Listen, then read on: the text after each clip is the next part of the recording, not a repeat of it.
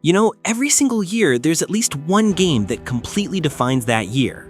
A title that makes you say, yep, this is the one we'll be talking about for years to come. Today, we're taking a ride through gaming history, from 2010 all the way up to 2025, to talk about the best game of each year. And trust me, some of these are absolute masterpieces that shape the way we look at video games forever. But hey, before we jump into this timeline of legends, make sure to hit that subscribe button and join our community here at Playverse Gaming. We talk about the best games, old and new, and I promise you don't want to miss what's coming next. All right, let's go back to 2010 and start this journey. Red Dead Redemption didn't just give us a Western game, it gave us one of the most emotional stories in gaming. John Marston's journey through the dying Wild West is still unforgettable, with themes of redemption, loyalty, and sacrifice. The open world was revolutionary at the time, full of random encounters, side quests, and breathtaking landscapes. Hunting animals, playing poker, or simply riding your horse into the sunset, it all felt alive. Rockstar managed to make a Western that wasn't just about shooting, but about telling a deeply human story. Even today, this game holds up beautifully, and if you missed it, you definitely need to go back and experience it.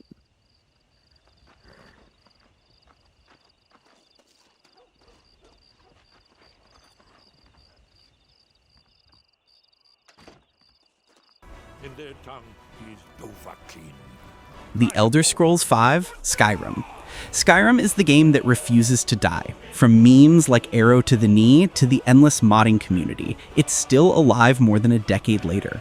The world of Tamriel was massive, offering total freedom to become whoever you wanted. A sneaky assassin, a powerful mage, or just a random guy stealing cheese wheels. The dragon battles were epic at launch, and the music, absolutely legendary.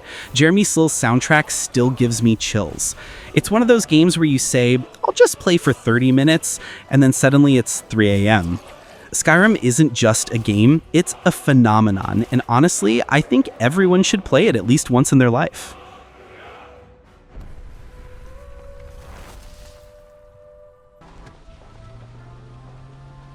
Far Cry 3 gave us one of the greatest villains ever, Voss Montenegro. That alone would make it iconic, but the game itself was fantastic. Set on a tropical island filled with danger, it blended survival, stealth, and action perfectly. The skill tree system made you feel like you were truly evolving from an average tourist into a hardened survivor. The open world was chaotic but addictive, hunting animals, burning drug fields, or just messing around with explosions. Far Cry 3 is when the franchise found its true formula, and many still say it's the best one in the series. And honestly, I agree.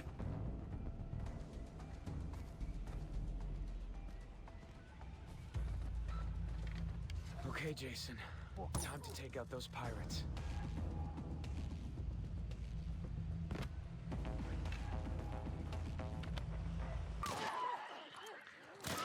The Last of Us. Few games hit as hard emotionally as The Last of Us. Joel and Ellie's journey through a post-apocalyptic America redefined storytelling in games. It wasn't just about zombies, it was about love, loss, and survival. Every encounter felt tense, every bullet mattered, and the world design was hauntingly beautiful in its decay. But the heart of the game was the bond between Joel and Ellie, which grew naturally as the story unfolded. And that ending? Still one of the most talked about conclusions in gaming history. This wasn't just a great game of 2013, it's one of the greatest games of all time.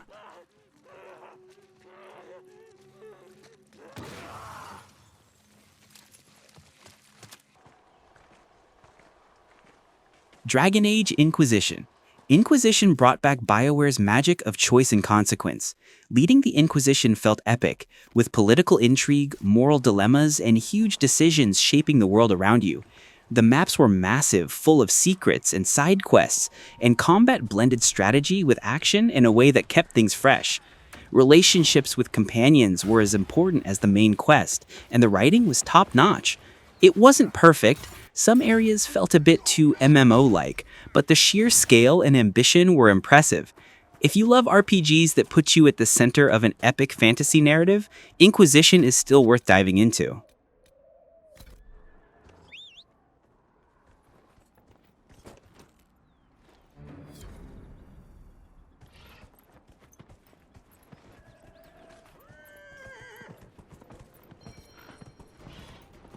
months into the invasion, Nilfgaard's legions had pierced the heart of the northern... The Witcher 3 Wild Hunt.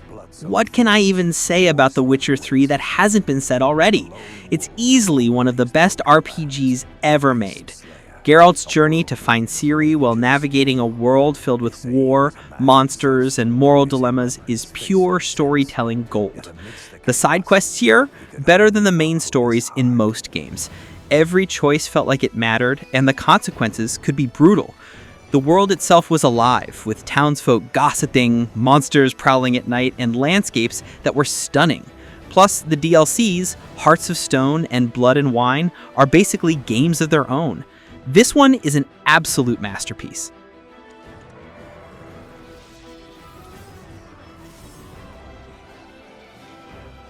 Some fight for glory, justice, or gold. I fight for those I hold dear. Uncharted 4: A Thief's End. Nathan Drake's final adventure was the perfect send-off. The visuals were jaw-dropping, pushing the PS4 to its limits, and the story was heartfelt, diving deep into Drake's past and his struggles with walking away from treasure hunting. The banter between Nate, Sully, and Elena was as charming as ever, but the addition of his brother Sam added fresh drama. The set pieces were insane. The Madagascar chase scene is still one of the most thrilling moments in gaming. It wasn't just about explosions and action, though. Uncharted 4 also delivered quiet, emotional moments that made you feel truly connected to the characters.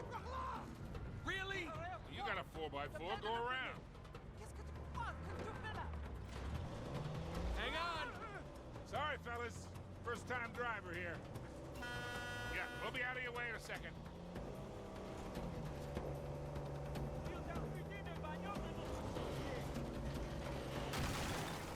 All right. Let's see that truck get past that. Come on. Cut right, cut right. Wait. Don't worry, I got this.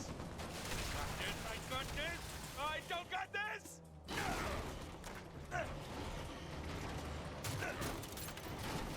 Holy shit. We're close. Keep an eye out for Sam. Don't take kindly to outsiders, trust me. When they find God of War. and they will. This reboot completely redefined what God of War could be. Kratos went from a rage-fueled demigod to a father trying to guide his son, Atreus.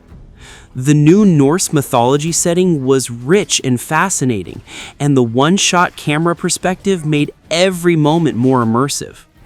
Combat felt brutal yet strategic, especially with the Leviathan axe that quickly became iconic. The relationship between Kratos and Atreus was the heart of the game, showing a vulnerable side of Kratos we'd never seen before. This wasn't just a comeback, it was a complete reinvention and one of the best games of the decade.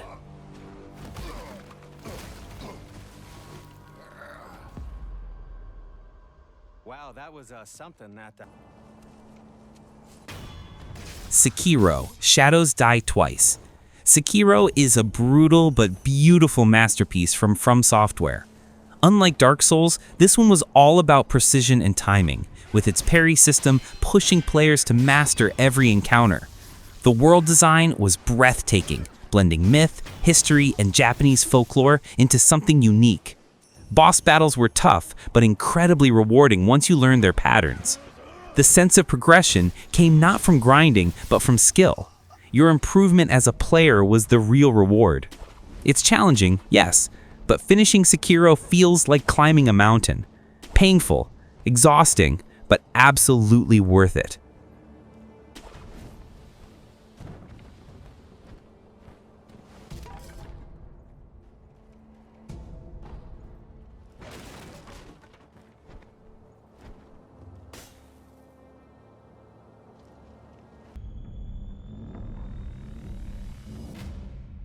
You remember me? The Last of Us Part 2. Controversial? Absolutely. Brilliant?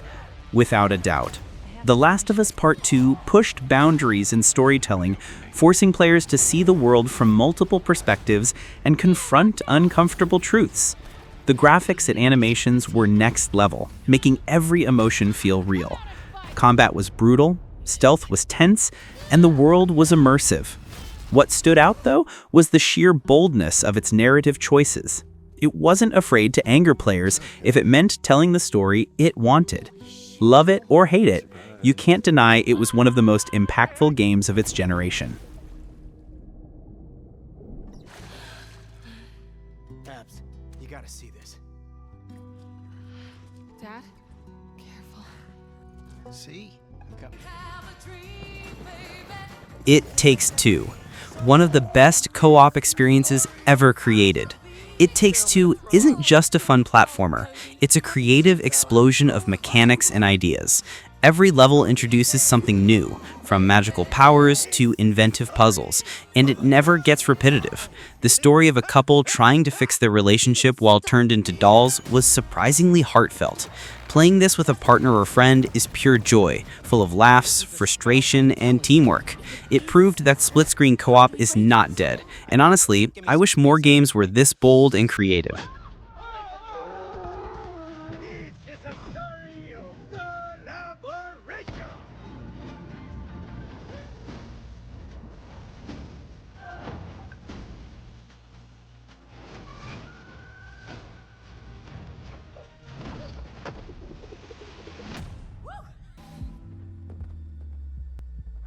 Elden Ring. Elden Ring is what happens when you give From Software the freedom of an open world, and the result is a masterpiece. The Lands Between is massive, beautiful, and terrifying, filled with secrets around every corner. Combat keeps the depth of Dark Souls, but with more flexibility and freedom. And the boss fights? Some of the most epic ever designed. Working with George R.R. Martin for lore added another layer of mystery and depth.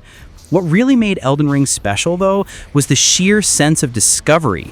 Every player's journey felt unique, and the world rewarded curiosity at every step. And they will die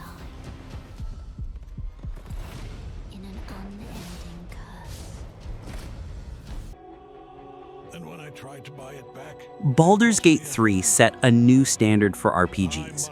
Every choice mattered, every interaction had weight, and the freedom given to players was insane. Larian Studios built something that felt like the ultimate Dungeons & Dragons campaign, but in video game form. The characters were unforgettable, the writing was top tier, and the possibilities for roleplay were endless. It was the kind of game where you could spend hours just exploring dialogue options or messing with creative combat strategies. It wasn't just one of the best RPGs, it was one of the best games ever made. Period. Ketheric is a frightening man, but you have something he doesn't. Allies worth having. Together, we will strike down the Absolute.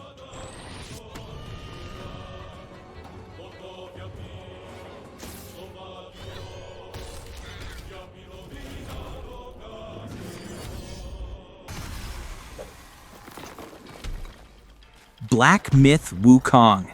This was the year everyone's jaws dropped. Black Myth Wukong came out swinging with insane visuals and gameplay that felt like a blend of Souls-like combat and mythological storytelling. Playing as the Monkey King, you fought massive bosses inspired by Chinese mythology, each battle feeling larger than life. The world was stunning, with attention to detail that made every scene look like a painting. What impressed me most was how fluid the combat felt, mixing agility, magic, and transformations. It wasn't just hype, it delivered on its promise and showed that Chinese developers can compete at the very top.